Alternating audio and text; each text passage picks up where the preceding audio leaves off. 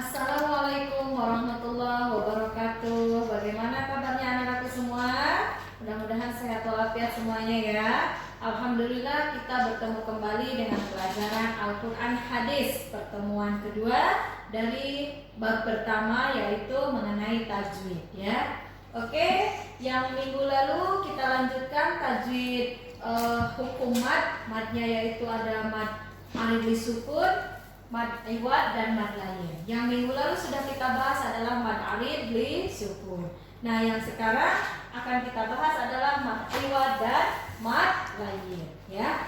Anak-anakku semuanya pasti sudah tahu ya apa itu mad iwad, apa itu mad lain, berapa harokat dibacanya mad iwad, berapa harokat mad lain ya.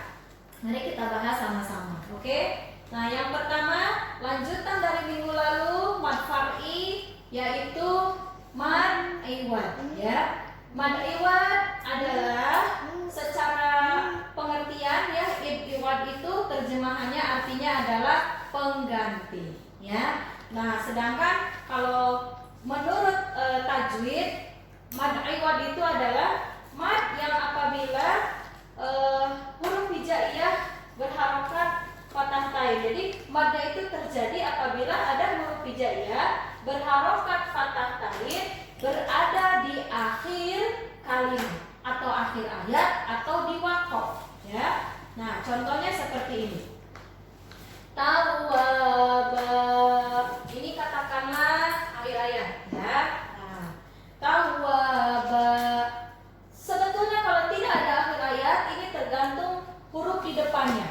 Bisa jadi ikhfa, bisa jadi idhar ya, bisa jadi misalnya apa, idgham ya, bisa jadi tawaban, bisa jadi tawabah atau apa ya. Tetapi karena di waqaf berarti sudah jelas ya, atau di akhir ayat berarti sudah jelas tidak ada huruf yang harus dihadapi oleh fathah tain dan alif ini ya. Berarti kalau sudah di akhir ayat begini terjadilah namanya mad iwad ya. Membacanya sepanjang 2 harokat. Ibu tulis di sini ya, 2 harokat.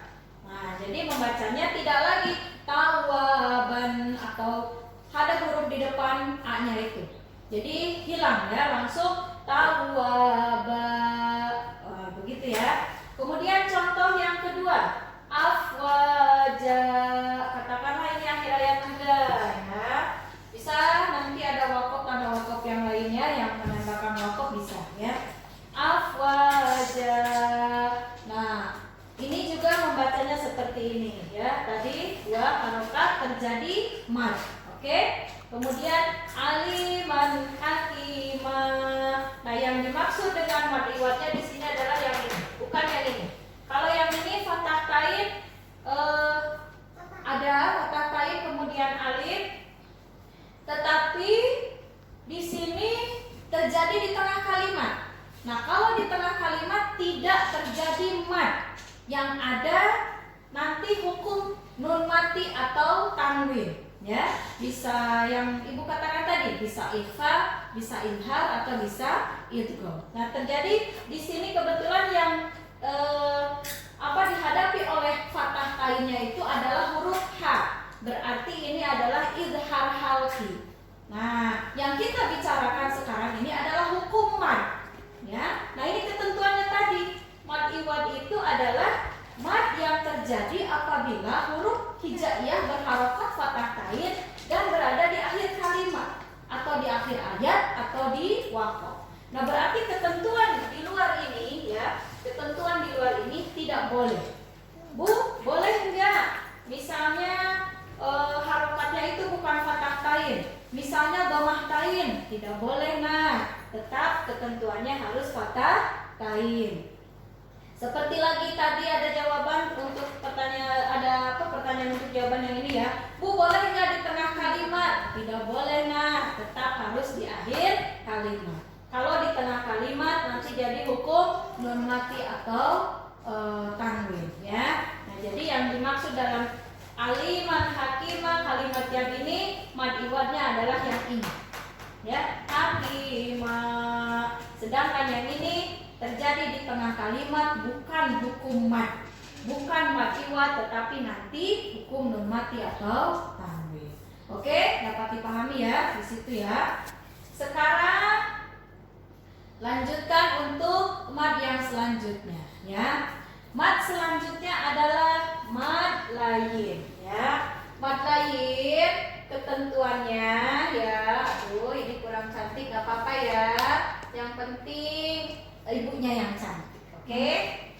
Mad lain adalah ketentuannya apabila ada wawu sukun atau ya sukun yang didahului huruf berharokat fathah. Jadi ini ketentuannya wawu sukun atau ya sukun sebelumnya berharokat fathah. Ibu kasih simbol dengan titik-titik, berarti ini huruf hijaiyah ya, berharokat fathah. Nah ini fathah, ini juga fathah. Terserah huruf hijaiyahnya apa ya. Kemudian setelahnya itu, setelah ya ya sukun dan wawu sukun, setelahnya itu berupa huruf hidup yang dibaca wakof. Nah berarti ini juga terjadi di akhir kalimat atau di akhir ayat atau di wakof ya. Kalau terjadi di tengah kalimat berarti bukan mad lain, tidak terjadi madnya, tidak terjadi bacaan panjangnya ya. Contoh ini, ibu kasih contoh langsung dalam satu surat ya, biar semuanya kebetulan ada di surah Al-Quraish ya. Bismillahirrahmanirrahim. Li'ilafi Quraish. Kebetulan ini di akhir ayat. Kalau kita membacanya di wakof itu terjadi mad. Quraish panjang mad ya. Bacanya sekitar 2 sampai 6 harokat. Oke? Nah, 2 sampai 6 harokat. Li'ilafi Quraish. Ini ya matinya. Contoh yang ini ya. Ini ya matinya. Kemudian ini huruf yang sebelumnya berharokat fathah sesuai dengan ketentuan ini. Didahului huruf berharokat fathah. Ro fathah. Rois karena di akhir ayat. Tetapi kalau misalnya kita membacanya tidak di wakof, misalnya di wasol ya, li'ilafi Quraisyin ilafihim. Nah, berarti tidak boleh terjadi mad di sini. Tidak boleh ada mad lain ya. Li'ilafi Quraisyin ila Quraisyin ila. Nah, tidak boleh membacanya begini. Li'ilafi Quraisyin ila. Tidak boleh. Oke? Nah, ya, yang harus dibacanya adalah li'ilafi Quraish. Nah, itu baru mad lain. Membacanya 2 sampai 6 harokat. Lanjut. Li'ilafi Quraish ilafihim rihlatasy syita'i was-shayf. Sama, ini kebetulan contoh ya. Was-shayf. Ini kebetulan di akhir ayat. Jadi terjadi mad. Tidak boleh membacanya pendek. Was-shayf Quraish. Tidak boleh, harus panjang. Was-shayf Quraish. Nah, tetapi seandainya kita membacanya tidak di wakof, ingin di wasoh, boleh sebenarnya, tetapi tidak terjadi mad. Ingat, ini ketentuannya harus dibaca wakof ya, di akhir kalimat atau di akhir ayat atau di wakof ya. Ila fihim rihlatasy syita'i was-shayfi falyabudu rabb hadzal bait. Berarti kalau dipanjangkan harus di wakof. Kalau mau diwasalkan tidak boleh dipanjangkan. Oke?